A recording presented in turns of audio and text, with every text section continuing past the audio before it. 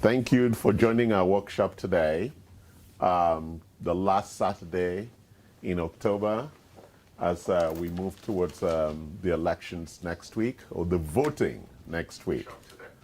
So it's important that we pay attention today. We're going to be talking about well-being, and that well-being will involve a lot of the different things that we'll be addressing, especially during these stressful times. So my name is Charles Sine. I'm the CEO of Anti-Fragility Health. Welcome you to our workshop series. We've been off for some time, so just as a reminder, we run a couple of series during the week. I run one with conversations with Dr. Johnson. He's our medical director for the clinic. I also run one where I just give a prelude sometimes for the workshop that's coming up. I also run one with my daughter. We call Chit Chats with Dad.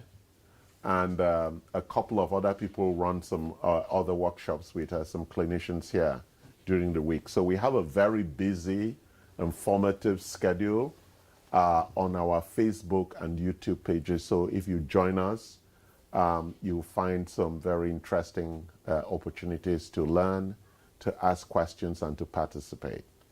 So our objective in running these workshops is, number one, to generate curiosity and therefore knowledge, which is really important for you to take responsibility and be accountable for your health.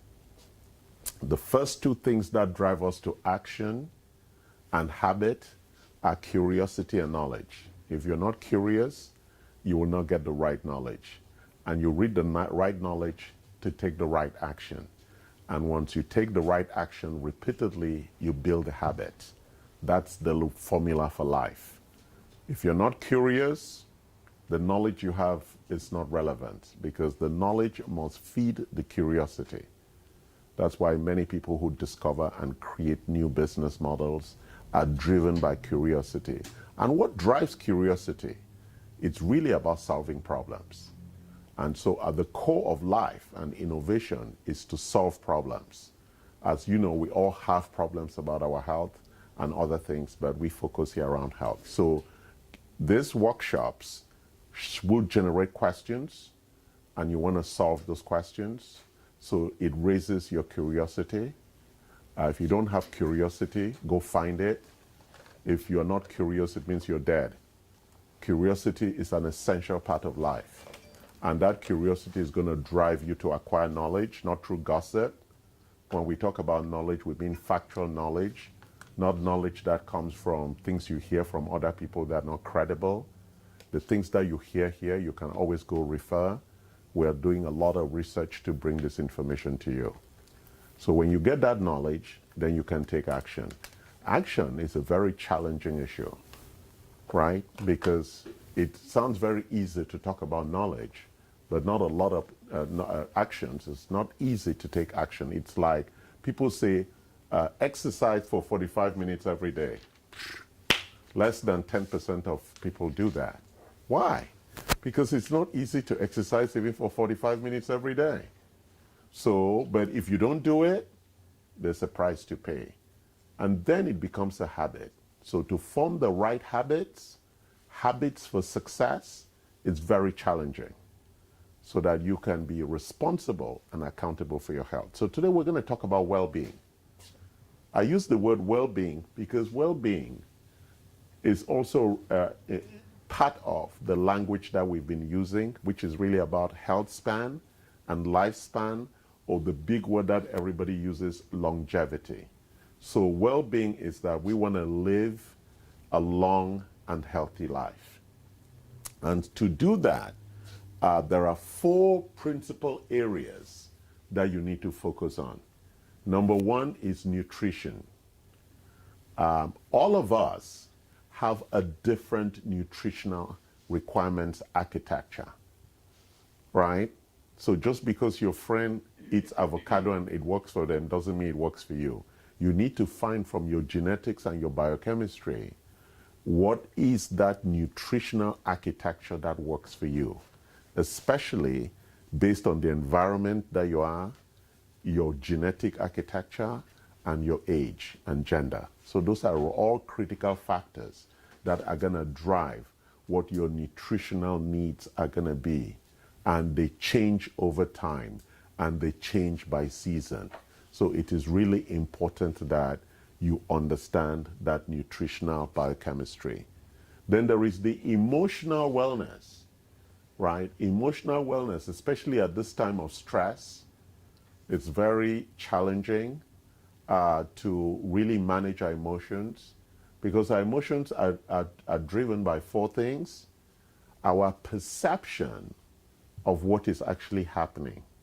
So what is happening is not what stresses us. It is our reaction to what is happening that stresses us, right? I give the example to my children all the time. If somebody died and you don't know them, you really don't worry. But if somebody died and it was your sister, the feelings you have about it are different. And it is because of how you are reacting to that death. It's not because that death is so amazing. Everybody dies, right? So it's really important that we understand that when we're stressed, we are the ones who are responding to what is happening. What is happening is not stressful. It is our response to it that is stressful. The second area of the emotional issues or stress has to do with sleep. One of the big things that we teach is that sleep is really fundamental to life. And so if you don't sleep well or you have problems with sleep, there is nothing like 4 hours 6 hours is enough for me. No, you need to sleep for 8 hours. And within those 8 hours, you need to have about 2 hours of REM and 2 hours of non-REM. Why? There are critical periods in which the body resets and repairs and regenerates the architecture. If you don't do that, you're going to miss out of that. And you don't want to get to sleep with medication. You want to use natural substances that allow you to sleep properly. The third area is inflammation. You know, we talk a lot about inflammation being at the core of most chronic illnesses, and therefore it is really important that you reduce your inflammatory signals. And we have a lot of supplements like omega and SPM and other things that help with GI replenish, that help reduce the most critical area for inflammatory signals, which is our gut architecture. That is where most of the inflammatory signals are going on. You may not feel the pain, but the inflammation is there, it's going on. We tend to associate pain with inflammation, but there's a lot of inflammation that doesn't have pain, and therefore we need to be mindful to them. The last one is the stress from sugar. The sugar causes stress to the body with regard to our insulin resistant or insulin response to taking sugar out of the bloodstream. And therefore, for people who exercise and build muscle, they are much better equipped in removing sugar out of the bloodstream. It doesn't mean you eat sugar, whether you eat fruits or you eat carbohydrates, they all are converted at some point into sugar in the bloodstream. And so those are very important things. The third area is environmental wellness. Environmental wellness is critical because of everything that we need to survive comes from outside. The sun, the air, the water, and the food. All those things come to us in some levels of contamination, right? You cannot stay in the sun too long because you're going to get sunburned, and that's very dangerous for you. The air that we breathe is really polluted. Therefore, you need to ensure that you get good quality air, but also clean the toxicity that's inside of you. The food and the water that also comes with a lot of toxic elements, heavy metals and mold and bacteria and other things. We were having a conversation the other day about coffee. Dr. Yi has been purchasing some new coffee that doesn't have mold. And so it's very interesting that people who love coffee have been drinking coffee. They buy cheap coffee and they are getting all that mold inside of them. And mold is very dangerous. Because what does mold do when it gets into you? It goes and hides in the organs. And it is really at the source, including heavy metals, of really causing cancer and other things. Our physical wellness, one of the most important things, as we know, most people die in their above 70, 80, 90 from falling. They either die from falling or they get pneumonia, right? So think about it. Our physical architecture and our immune system are very important things.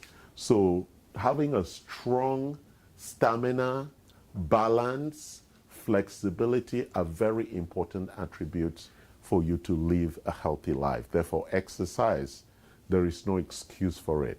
We have to exercise. So those four things define what we call nutritional, overall well-being. They're the four areas of wellness. But ultimately, most people are not well, right? There's something that's always going on with us. We're human beings. We live in an imperfect world. None of us is perfect with what we eat, nutritional, with our emotions, no stress, with a clean environment. We don't live in a pure oxygen environment, and most of us don't do the right things about stretching, exercising. So we already come compromised. And therefore, we have designed an intervention mechanism that we call lifestyle design architecture. Why? We feel that the only way in which you are gonna make sure that you begin to make the necessary improvements that would guarantee you a long life and a healthy life is to use a design process that's gonna aid you and serve you on the journey. And in Buddhism, they talk to us that every journey has three requirements. Number one, on that journey, you need a roadmap. In Buddhism, there are 3 steps to achieve nirvana. So those steps, and it starts with individual liberation, and then there is the issue of finding your own independence and wisdom, and then there is the what we call indestructible wakefulness, which is where you really can be in the community and really love and be one with the community. So that's the roadmap. We want to get to a place where we can achieve real ultimate health and happiness. So a roadmap is critical. The second thing that's critical is the vehicle. Are you going to be walking? Are you going to be driving? Which kind of pathway are you going to be taking? What vehicle are you going to use? Are you going to take the scenic route? What kind of driving mechanism? And number 3, you need a guide, right? Everybody needs a coach. And why do we need a guide? Even the people who climb Everest, people who are #1 tennis players in the world all need a coach. Because a coach allows us to be rational without being emotional. Because looking at self in the mirror, we're human beings, we always need feedback. And so a guide allows us to objectively review where we are and make the adjustments that are necessary for that journey. So we have come out with our 5, 6 areas of interventions. So we're going to talk about that and get you to a place of understanding. So our first and most critical part is the transformation that is required. So what is transformation? Transformation is really about your mindset. Some people already are afraid to die. So being afraid to die is really a very challenging mindset, because fear in itself is very destructive. It's stressful. Rather, if you accept you're going to die, then it is much easier for you to deal with what it means to be alive. It's a very important concept that you need to understand from a mindset perspective. So if you are living afraid to die, rather than living knowing that you're going to die, it then makes you really deal with life very differently. And therefore, the risks and the way you live life is very different. You know, people argue with me about the price. Well, if you get cancer, you're going to sell your house. So why don't you spend a little money now to make sure you don't get cancer, right? The number one reason why most Americans declare bankruptcy is because of ill health.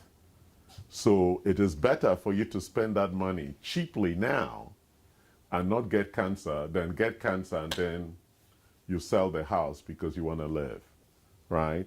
It is very expensive to reverse some of these deep critical illnesses, and we'll talk about them. So the mindset that is required, it's a mindset that has a couple of attributes, and I'll talk only about two of them today. It's a mindset that has an attribute of being accountable, being responsible. It's a mindset that has integrity, that doesn't lie to yourself, right? And what is integrity at its core is really about keeping your word. So if I'm going to say I'm going to exercise, if I'm going to say I'm going to take supplements, the things that I say I'm going to do, because the first deception in life is the deception of self, right? You lie to yourself continuously and you don't get it done, right? That's the biggest deception. It's not the one that other people lie to you. It is the lies that you tell yourself. First of all, you are the only one who knows yourself.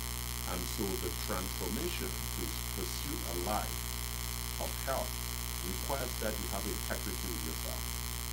What kind of life do I really want to live? And what are the actions am I going to take? And how am I going to hold myself accountable? And also there is a need for authenticity. You need to be authentic to yourself with regard to that mindset, with regard to that transformation in that journey.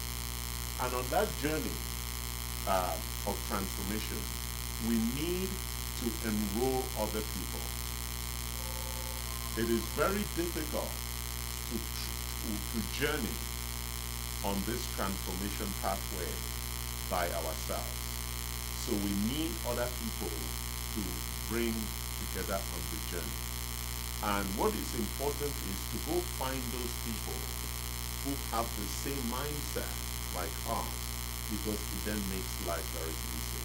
It makes it easy for us to eat the right things,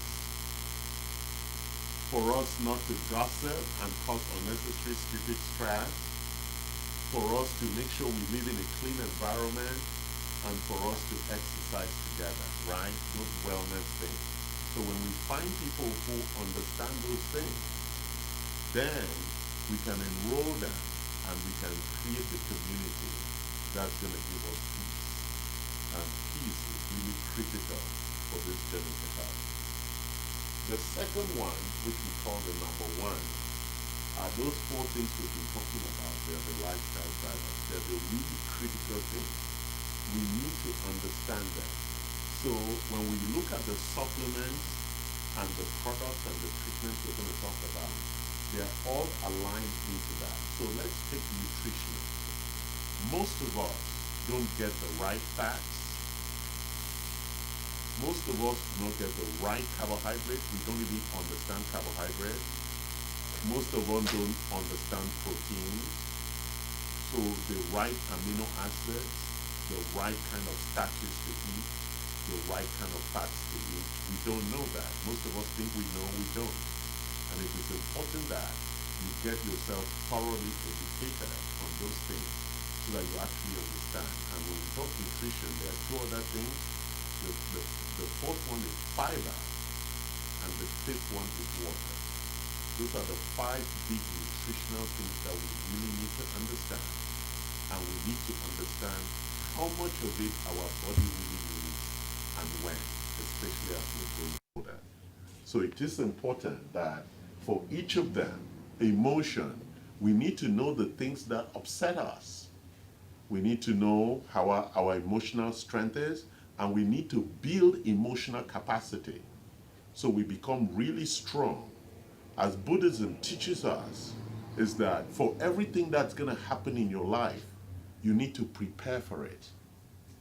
And I told my children this interestingly, I have prepared for them to die before I die, in case it happens, because that's a possibility. And in Buddhism, you're taught to prepare for the things that could happen in life. So you are not surprised, because for most of us, for me, my father and my mother are dead. For most of us, our parents are going to die before us. That's a fact. And you must prepare for it so you can deal with the shock when it happens. If you don't prepare for it and it happens, you pay the emotional price. So for all of those things that we know, I hope some of you don't think some of your parents are going to live forever. They don't. As we also are not going to live forever. We don't. So there are very important things that we should prepare for. And also, if you attach to things that can go away, like your big house in Irvine or your Louis Vuitton bag, those are things that are going to go away. They might go away. So it is important that we don't attach ourselves to things that are trivial and are not lasting. Therefore, we should attach to things that are going to give us really peace. So our emotional strength is very important. So for each of those things, we have, because the emotional things are driven by our hormones, cortisol, DHEA, progesterone, estrogen, all of that. We have supplements to support and create the right balances. In our conversation this week with Dr. Johnson, we had a discussion about hormones, and hormones being the orchestral conductor of life. And therefore, in that whole emotional space, you must ensure that you find your right emotional balance.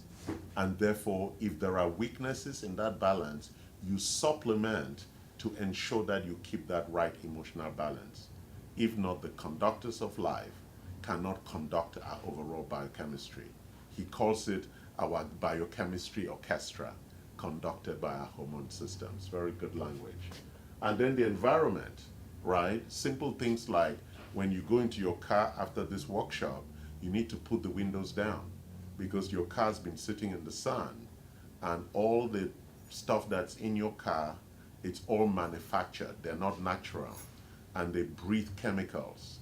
And if you go into the car and you sit down, you breathe all of that every day, when you are in the car, you pay the price. So it's always good you open the windows, get some fresh air, and exercise. Always pack away far from the store so you can walk, right? Every opportunity for you to walk is really critical. So make every opportunity. Don't fight to park in front of the store so that you have to take only 2-3 steps. So park far away and give yourself the opportunity. Always use the staircase rather than the elevator. Even if it's 4 or 5 floors, it's good exercise. So every opportunity for you to exercise, take it. Because every time you're lazy, you're going to pay a price for it.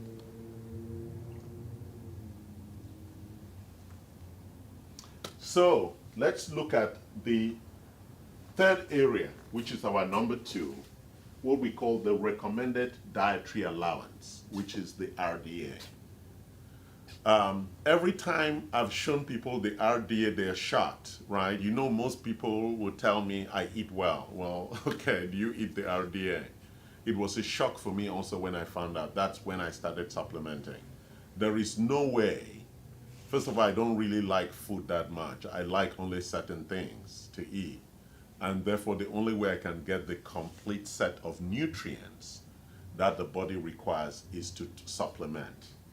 I said nutrients, I didn't say calories. So most of our food in America is made of calories, not of nutrients. And therefore, supplementation is really critical. The second reason why supplementation is important is that most of us, our gut architecture in terms of digestion and absorption is not very good.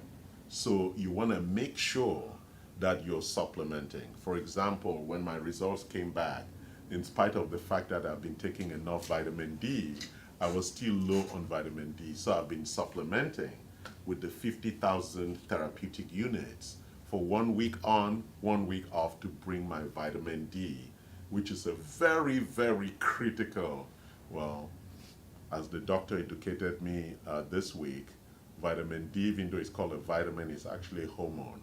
And it is a very fundamental hormone that's required for a lot of things, and for women, bone architecture and other things. So finding the right level for you to supplement for vitamin D is really critical, and you need to make sure you do that. So we can go through all of the RDAs, and the RDAs consist of minerals, or we call them micronutrients, or vitamins and minerals. And it is important that all those minerals, you have them in the right amount. Since I started taking magnesium with my melatonin, I sleep like a baby. I didn't know I could sleep that well. And one of our workers walked in here the other day and said, I have problems sleeping. He bought the magnesium, and the next day he's like, what? I can't believe I slept so well, right? Sleep is a critical thing for all of us. And so if you're not sleeping well, make sure you get that. The third area is clinical imbalances. Clinical imbalances. When I look at clinical imbalances, I think that these are what we call strong and weak signals that God gave us to be aware of what's going on in our body. Unfortunately, most of what goes wrong in our body, we're not aware, right? It's like if you drive an expensive car, the service warning light comes on for you to service the car, right? Or like the petrol thing comes up and say refuel. And I'm still thinking, well, I can drive 50 more miles. You know, I'm one of those crazy people. I would drive until it says 5 more miles, then I go get gas, which is very dangerous. But you can't do that with your health, right? You can't be driving your body to the extreme before you fix it. So if you take your car for service every 5,000 miles, you should take your body for service also every year. That just makes sense, because you want to go check and see how is my body doing, because you want your body to be driving without breaking down. So when we look at our interventions, we actually call it a service manual, right? So this is the service guide for your body.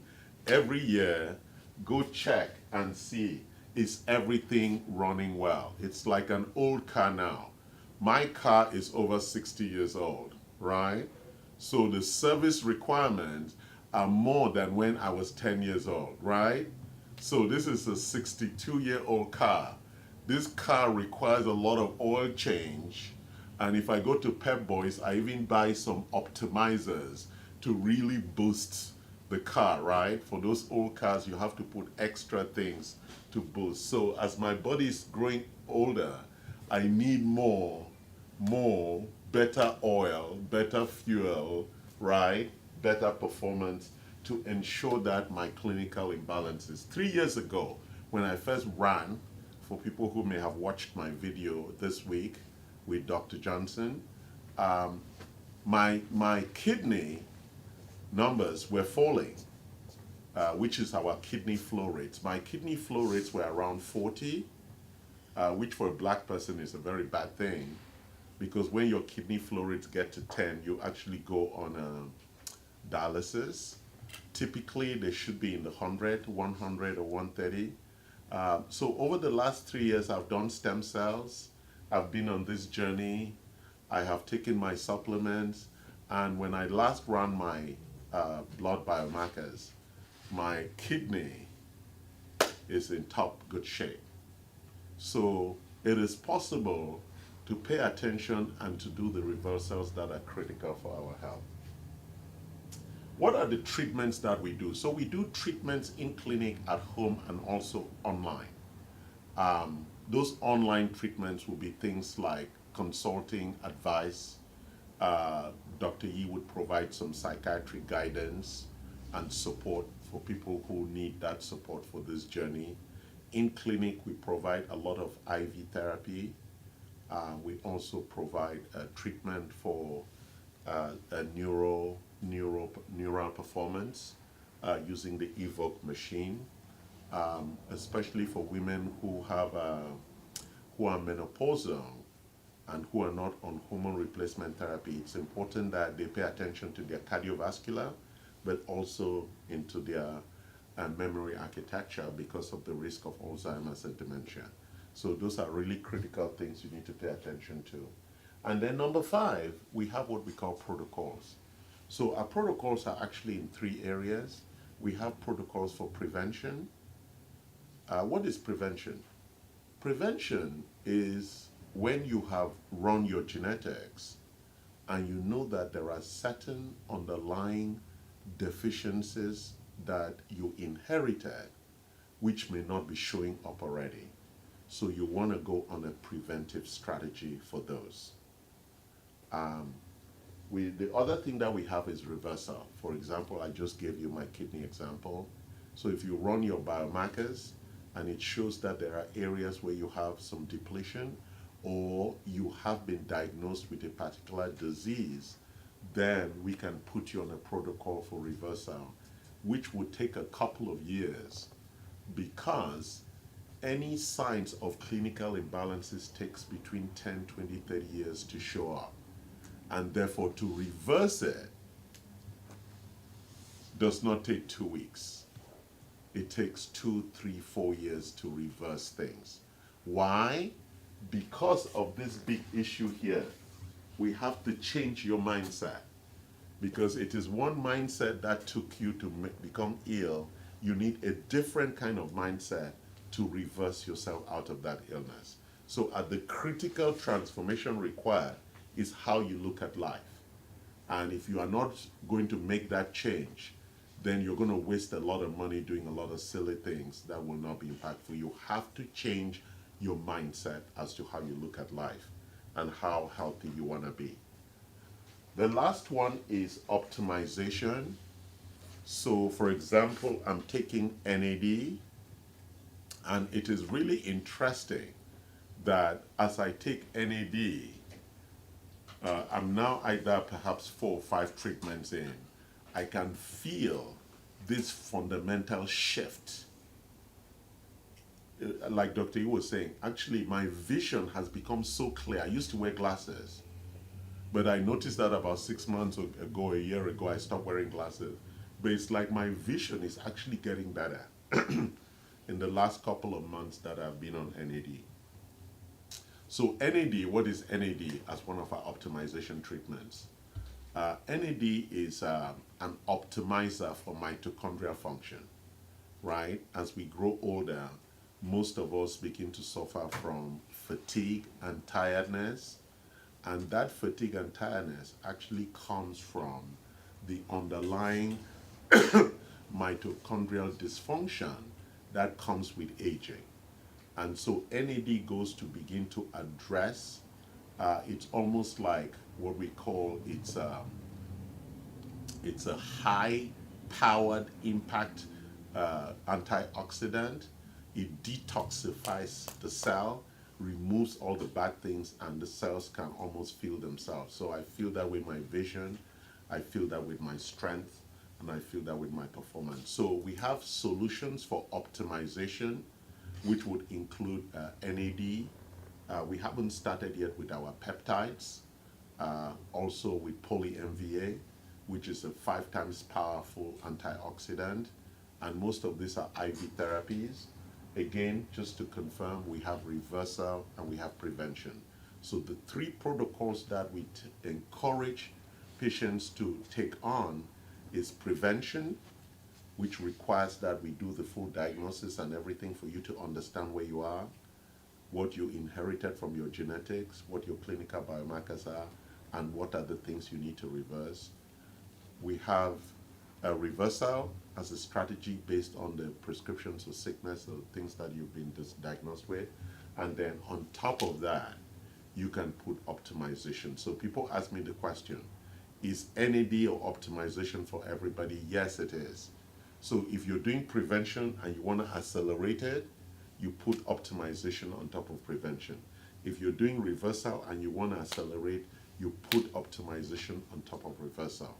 That way you achieve your results much faster. So that was what I wanted to talk about today. So when we talk about lifestyle design architecture, it's really an intensive look at the interventions and how we're going to design and incorporate that into our lives and ensure that we can achieve a great sense of well-being. Thank you. That's all I was going to discuss today. And are there any questions? Any questions? No? Everything good? Thank you, Mike. Bye-bye. So I'll answer questions online if you want to send me some questions, and we'll